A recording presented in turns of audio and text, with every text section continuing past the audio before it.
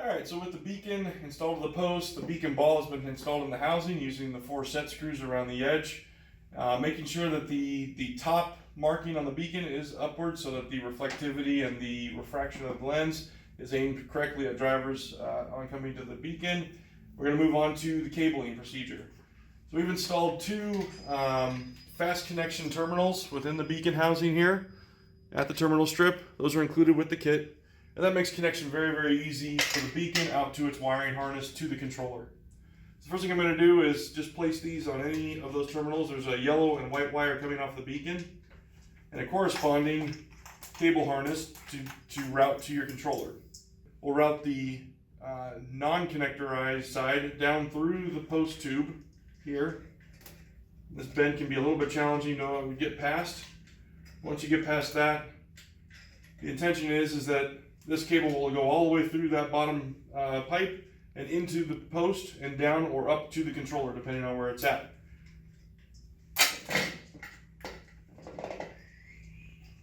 All right, it's recommended that you drill holes in the pole. About a ½ inch to 3/4 inch hole will allow the ingress of all the cabling.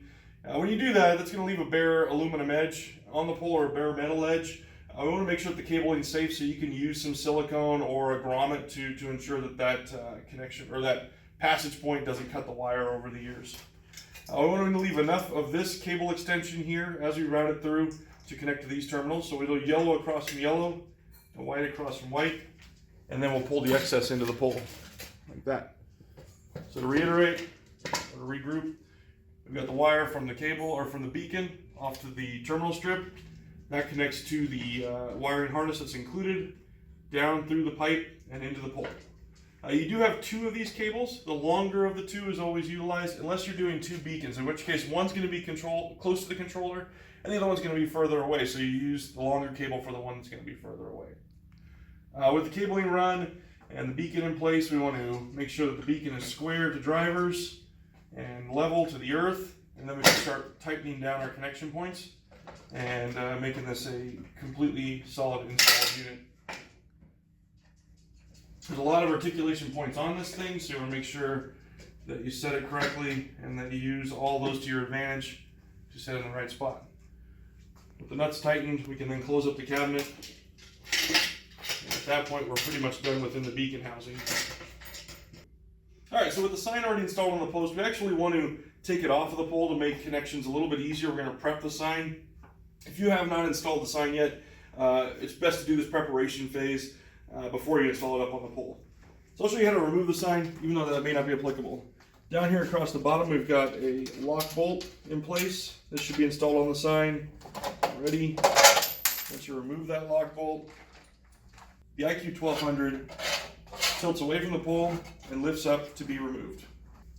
All right, with the sign at the bench, you've got your bracket here in the way. Well, not necessarily in the way. We kind of recommend that you remove this just to make your life a little easier right now. If you're going to remove this bracket, you're going to need a T30 bit to remove these screws that mount it to the sign.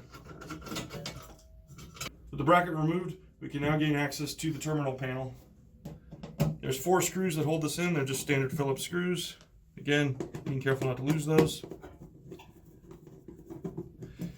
Now the first thing we notice is that there's one entry and location for the solar panel for its wires to come in from the solar panel kit. There's also 2 other knockouts. We're going to be knocking out this top one for passage through to the beacon. We've included a wiring grommet to seal that so that the inside of the sign is still sealed up. We'll open this up here. It opens up upwards. The service panel opened up. You notice that we have power connections here out to your solar kit. But what we're after for beacons is this 6-position connector here connected to the control board. Very gently remove that. And that's what we're going to be connecting our beacons to. Stage 1, or the first part of making this connected to beacons, or making these connections to beacons, is to apply a jumper from pin 6 to 5. It's going to be a ground common connector, so we use black wire, but you don't have to. And another jumper connection from 1 to 2.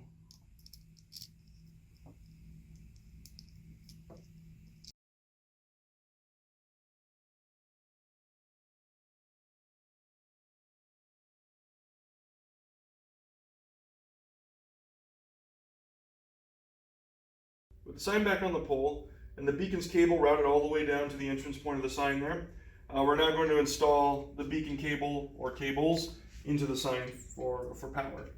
The first thing we want to do is apply our wire grommet to the beacon cable.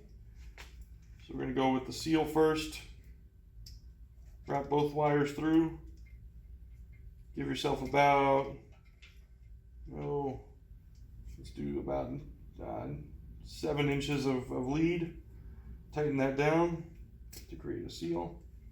That's now going to pass into the field service cover. So we've knocked out this position here. This is where the power inserts into the sign. This is where the beacon connector is going to come in. We'll apply that there.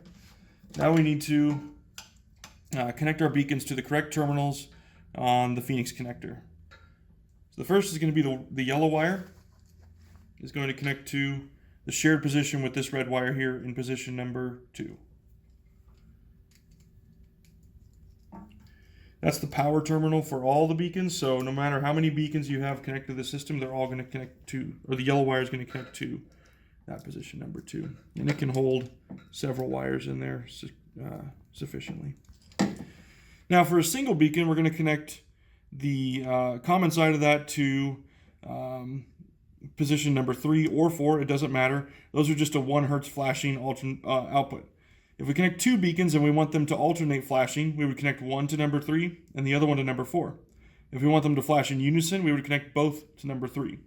In this case, we only have one, so we'll connect it to position number 3.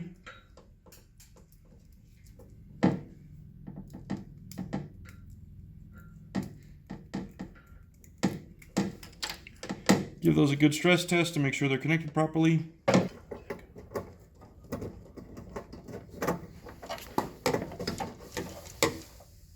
There we go. With the power, it is now safe to connect power to the sign and start the configuration process. We'll reinstall the service panel cover, ensuring that all 4 screws are applied in all 4 corners, which may require you to tilt the sign up out of the way to access the inside 2 screws. A lot of our installers complain about how those are obscured and hard to install in the field. The reason is that we don't want this sign to get vandalized, and so by putting those 2 screws in a position that vandals can't get to, we ensure that the sign can't be damaged internally. Once all of your cabling and everything is routed properly and all your connections are made, it's usually a good idea to pull up the slack of the cable into the pole or up into the beacon housing to ensure that it won't be vandalized or messed with down the road, and it just produces a clean installation for years to come.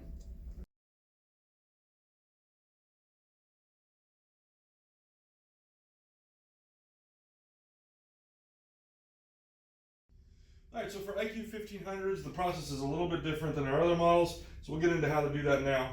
Within the sign, you've got your electronic control module, or EMS, or ECM, whatever you want to call it.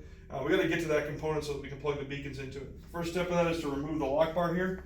Sometimes these are a little bit tight, so you got to really pry them off. Now all this can be done up on the pole, really, but it's advised that you do it on the bench just because it's a little bit easier, right?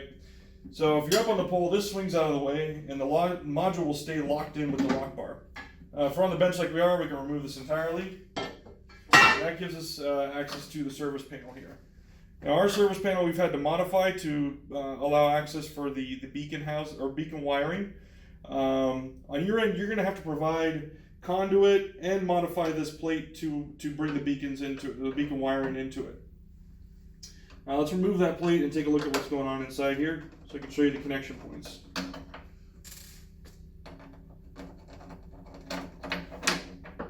You'll notice on this plate I've got one side, it's a smaller access point for the beacon wiring. Again, that's modified and you'll have to create that modification yourself. This is the access point for the power input. Technically you could route the whole beacon wiring and everything alongside the power input, so that could all route right through this one hole. But on the pole side, that's going to be a little more complicated. Again though, it is possible. Within the housing, you've got a couple connectors here, or within the service plate, you've got a couple connectors. This big black barrel connector is going to be your power. This green and blue is for connection to a ground strap, so you can ground it out to earth.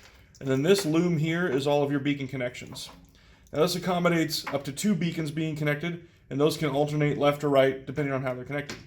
The first two connections you've got are the red wires. Those are just to power two beacons. So if you only have one beacon, you're only going to utilize one of these. If you have two, you utilize both of them.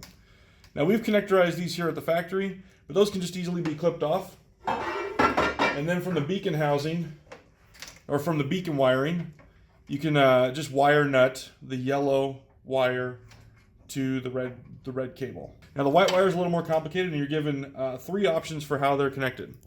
So there's an option for, I'll go up right here, unison flashing, alternating flashing, or alternating or unison. So the purpose of these is to give connection point, again, for 2 beacons. If you're only utilizing 1 beacon, you would connect white directly to unison only, like that. Again, with a wire nut stripped back and kind of managed there with normal cable management process. If you're utilizing 2 beacons, you would use the alternating or unison and alternating only connections to allow those beacons to wig-wag or bounce back and forth. So you would connect one white wire from one beacon into alternating only, and then the other white wire from the other beacon into alternating or unison. That'll allow us to control the output to, again, bounce those beacons or wig-wag them. That's all the connections there inside, and that's how you connect up a beacon to an IQ15.